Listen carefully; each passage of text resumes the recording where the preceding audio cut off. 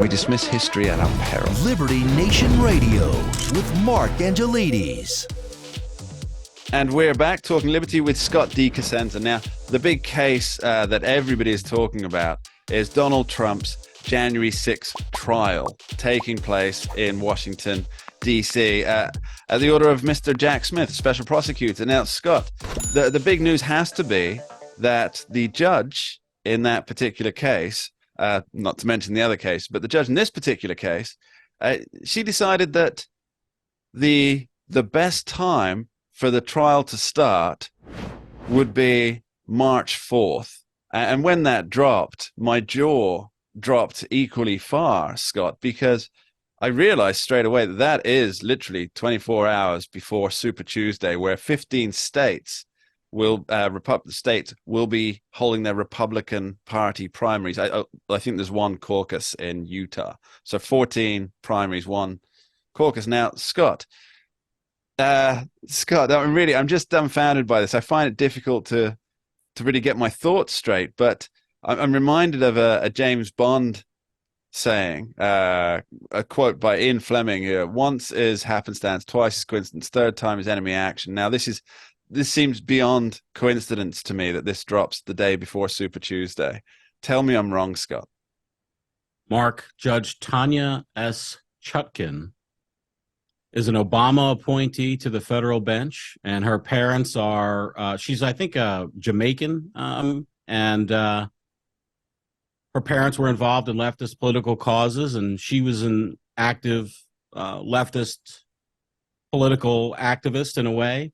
But how dare you suggest politics has informed her decision to, by the way, at her sole discretion. I apologize, Judge. I apologize, Judge, for this decision at your sole discretion. She had the entire discretion as to when to place this. And I did speak to an acquaintance who was a clerk for a federal judge and has intimate knowledge of the scheduling of these sorts of things. And I asked him,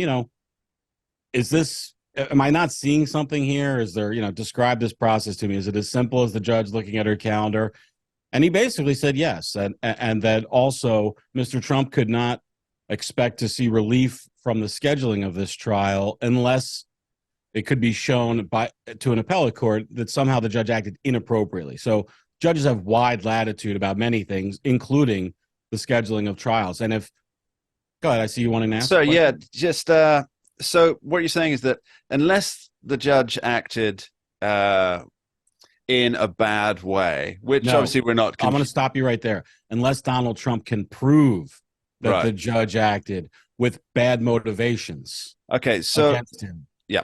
So then, if the trial date is detrimental personally to Donald Trump, but also detrimental to his campaign, which will affect the outcome of an election, that doesn't matter.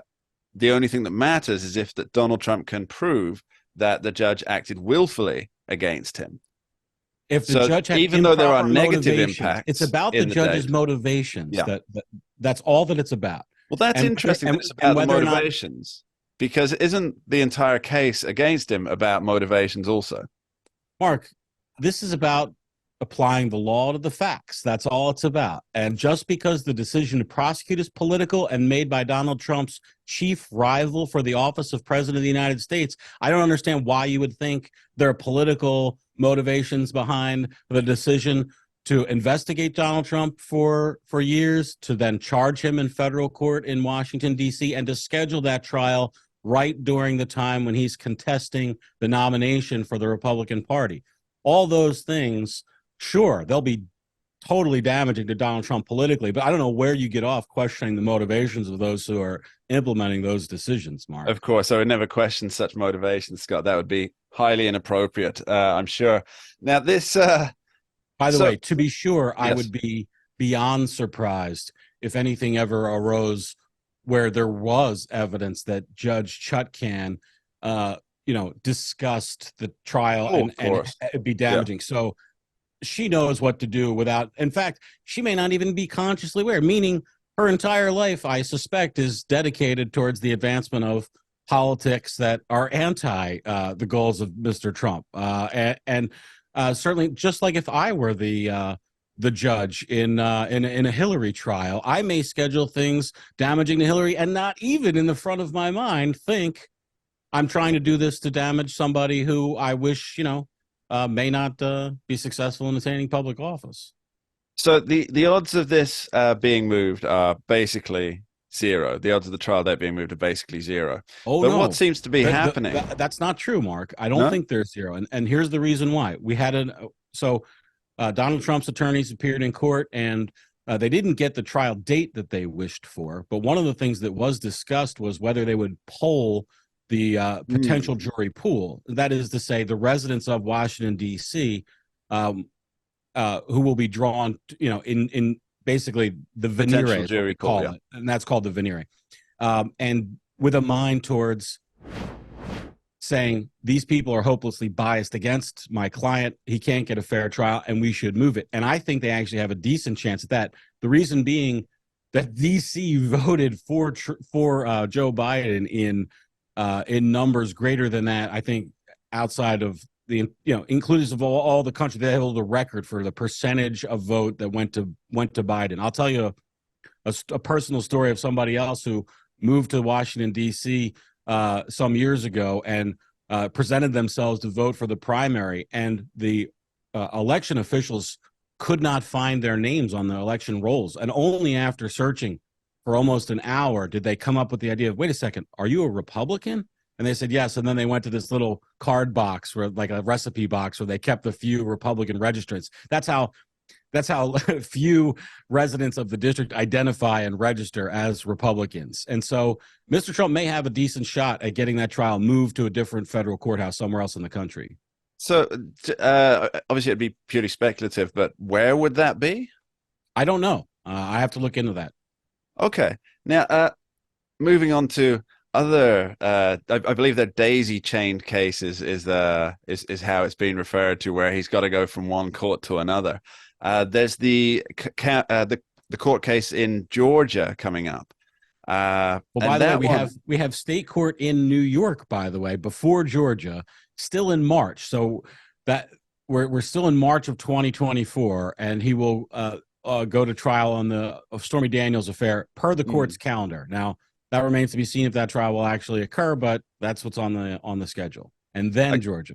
Okay, so when it gets to Georgia, I believe that there's some doubt over whether all 19 defendants and their army of lawyers will be there's no doubt in my mind, in the same court. Yeah, they will. There's quite a bit of doubt here, right? Because some of them are requesting their right to a speedy trial, which will bring it forward prior to the date when presumably Donald Trump will have to face the court. But there's also Mark Meadows, the most recent former chief of staff under Donald Trump at the White House. And he's been looking to move his case to a federal court rather than a state court, which is where Fani Willis, the DA, is in the process of trying to bring that case at the moment. And that could mean that also Donald Trump could follow suit and have his case moved to a federal court. Now, what's the rationale behind that? Mark, that trial will not occur with all those defendants together in state court. I am 100% certain of that. The breadth of the conspiracy alleged is too fantastic. The chain that connects the events together will be broken by some other court, and they won't allow this woman to try these 19 people. This being Fani Willis, the district attorney for the Atlanta area. It would never pass muster if it were just a street gang alleged. They wouldn't allow it because it's violative of the defendant's constitutional rights to have to subject themselves to basically being, it's sort of a gang trial, right? That their individual charges and guilt won't be focused on by the jury. No jury really could do that work. You think about, because you have to sort out all the evidence for each of the 19 defendants. And also there is this matter of removal to federal court, which I'm almost certain will be successful for certain of the defendants. I don't know if it will be for Meadows. I suspect for Trump, yes, definitely, and for others. But it's a hash that she made, and it's just going to be. It's going to be like sometimes you get a package shipped with those styrofoam peanuts still, and it just goes everywhere and it makes a mess. That's what this is going to happen. It does seem like it might be the overreach that scuppers the case eventually. Scott DeCosenza, thanks ever so much for joining us. Thank you, Mark. And that's about all we have time for on this week's edition of Liberty Nation Radio, right here on the Radio America Network. I'd like to extend my thanks to our guests, Lisa K. Donner and Scott DeCosenza, and of course to you, the listeners out there in Radioland, for taking the time to tune in and join us. I'd leave you with one of my favorite Walt Whitman quotes. He says, "The shallow consider liberty a release from all law, from every constraint. The wise man sees in it, on the contrary, the potent law of laws." I think that's something to think about. And thank you for listening. We dismiss history at our peril. Liberty Nation Radio with Mark Angelides. Don't get caught up in the media madness. Join our movement for free thinking and free speech at libertynation.com. Publishing news and analysis 24/7 with original articles by our team of authors who tell it like it is. Join us each week for online TV shows, The Uprising Podcast, and Liberty Nation Radio. We believe in free thinking and free speech. We are libertynation.com.